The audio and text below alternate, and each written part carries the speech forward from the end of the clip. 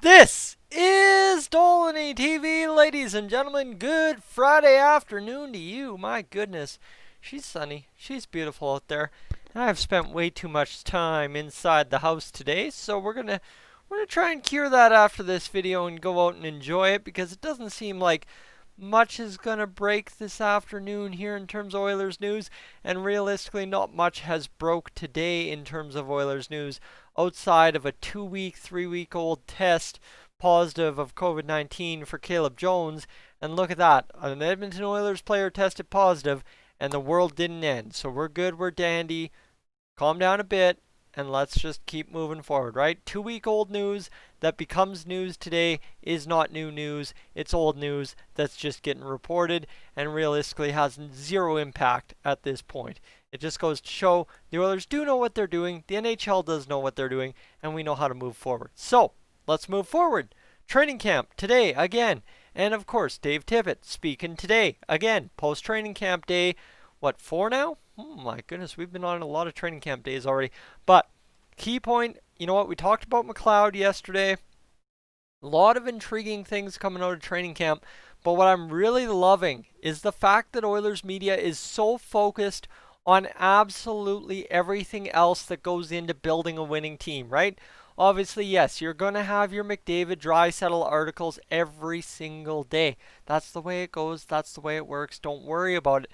The fun part about this is, think McLeod, right? Like I said, talked about him yesterday. Stealing headlines. The intrigue around Broberg. The intrigue around a guy like Benson and Maruti. Yes, they haven't gotten as many headlines, but they're still there kind of showing what they've got to not only the scouts, the training staff, the coaches, the GM, all that, but to the media and kind of putting those thoughts back in there that, oh, there might be more to the Oilers than we see right now. And that's the fun part about this. But the one solid line, right? We've been running the exact same lines all camp now. The one solid line that I think has stolen the most headlines for me in terms of generating just kind of points, buzz, anything you want to say, and of course generating questions from the media to Dave Tippett today as well, in the form that 2 questions were asked to him, is Neal-Khaira-Chiasson. And this is the best part about this is, you know what, now all of a sudden we're 4 days deep into camp, and I think for the third time out of 4 days, 4 out of 5 days of this week, I am talking about the fourth line and how good it could be in the playoffs. And yeah, okay, hold on, Tyson, calm down, man. Like, you're talking about Jujhar Khaira. Okay? Point being, we're talking about Neal-Chiasson, Jujhar Khaira as a line, and we all saw what they did. And realistically, right, is Jujhar Khaira works very, very well at the NHL level in the bottom 6. It's just a matter of finding where he can fit the best, and I think finding him that spot in center has really done well, right? They were rolling those last few games. I think it was the last 2 to 3 games of the season, right when Tippett shifted Jujhar back to center, and all of a sudden everybody was questioning, no, he's not going to be able to do it, and he did it just fine.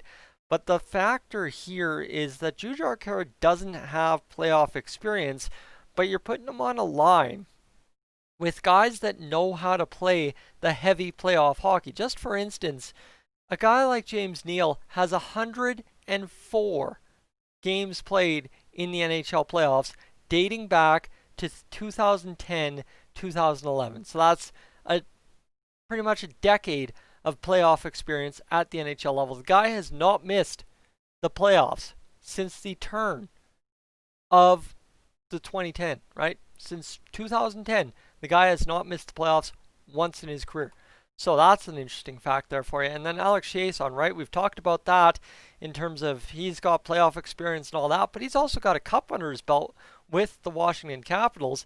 Yes, sure, he only has 30 games of NHL experience, but that's 2.25 times what Connor McDavid and Leon Draisaitl does. So when you're talking about building a perfect fourth line for the NHL playoffs, it doesn't. Realistically, from what we've seen out of a guy like Alex Chiasson the past 2 years, and a guy like James Neal early on this year when fully healthy, and a guy like Jujhar Khaira when given a good opportunity, right? Think earlier in the season, around November there, that OT loss to the Stars at home when he scored 2 goals, I think it was.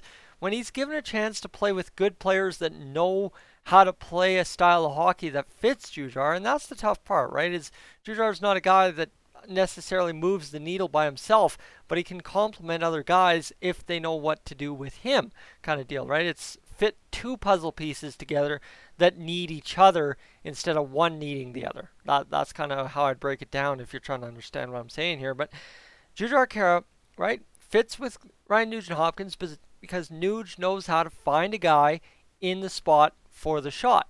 And that's what benefited Jujhar a couple times. Like I said, in that game against Allison, also in that 3 or 4 goal hot streak he had at that November stretch. Now, you get him with Neal-Khaira-Chiasson, and all of a sudden, right now, here's the thing. The pressure is off Jujhar on all fronts, right? You've got a 20-goal perennial scorer in James Neal. You've got Alex Chiasson, who, alongside James Neal, is the 1A, 1B option on the Oilers' top power play unit. So you've got two guys that go to the net, two guys that can score, finish, whatever you need to do. But the key to this line and the beauty that makes it such a weapon in the playoffs, I believe, is the fact that you've got three heavy body guys, right? So the scoring touches off of Jujhar. If he does what he does well with the body, the other two can do what they need to do to finish it. But then all of a sudden you've got the other side of the equation. The pressure's off Jujhar to play the physical game too, so that opens up his scoring ability, his passing ability, his just play as a centerman a little bit more.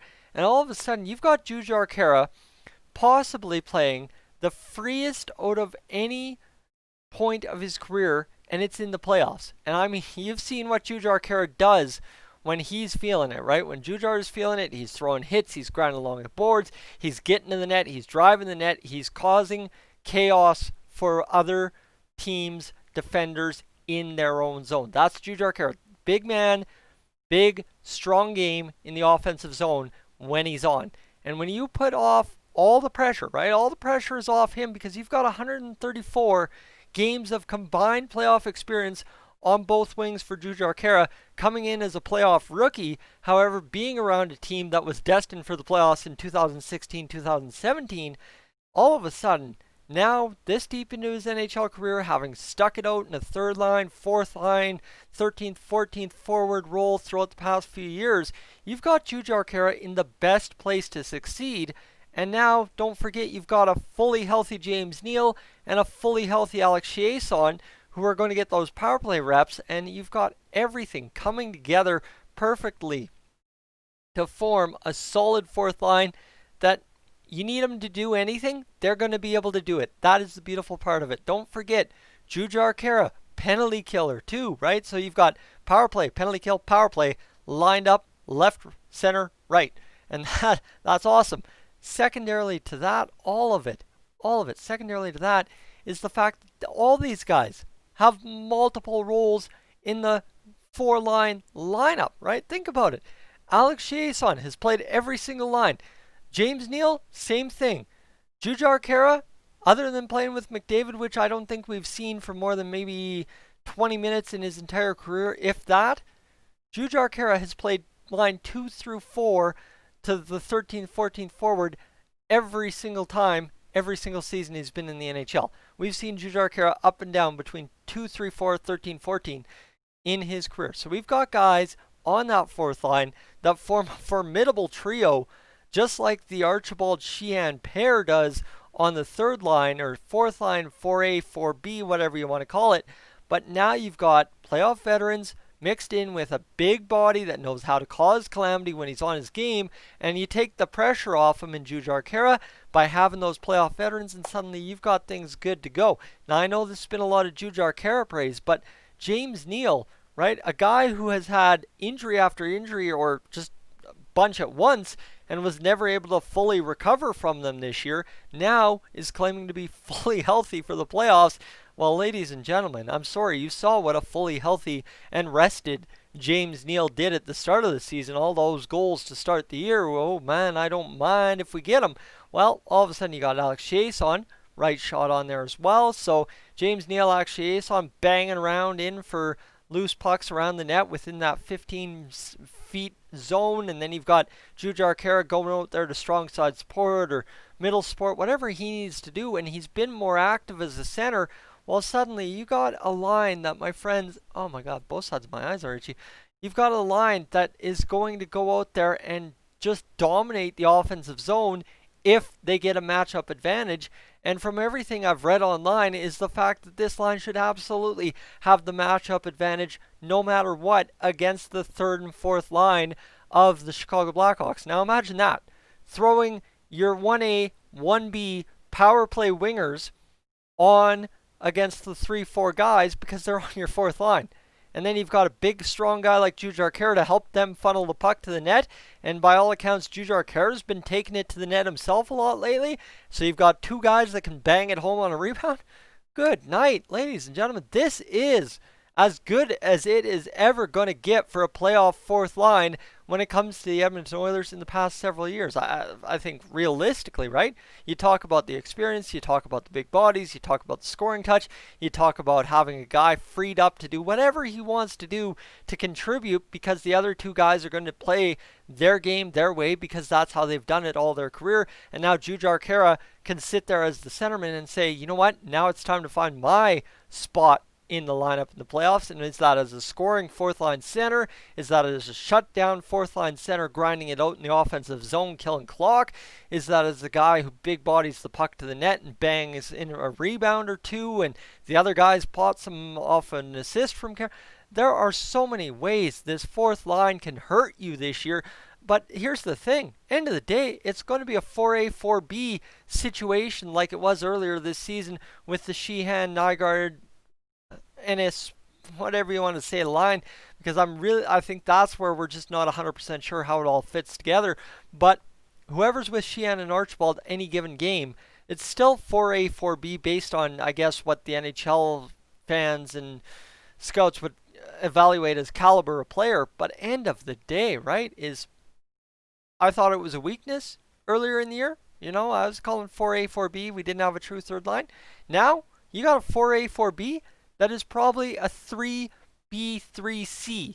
And that's not as bad as a 4A, 4B situation. It's probably like a 3B, 4A situation. That's much, much better than it has been all season long because that 4A, that Neal-Chiasson Caroline, is absolutely deadly as a fourth line. Now, you elevate him to a third line. I don't know if we want to give him that much time, given, I know, the kind of history there of the James Neal in the defensive zone and stuff, but there's a chance. There's a very good chance this line does some damage. Ladies and gentlemen, I made sure to go a little bit extra longer for you today because, well, you know what? Not getting a second one this evening. I hope you've enjoyed the content this week. I'm going to go rest up. I got to get laundry started. Cold Lake, I'm coming for you on Wednesday. Of course, we'll have to figure out how I'm going to find Wi-Fi up there, but don't worry about it. We got it. I'm Tyson, this is Dolynny TV. Thanks so much for tuning in this week, guys. I am up on out of here. Catch ya, unless there's something breaking, tomorrow.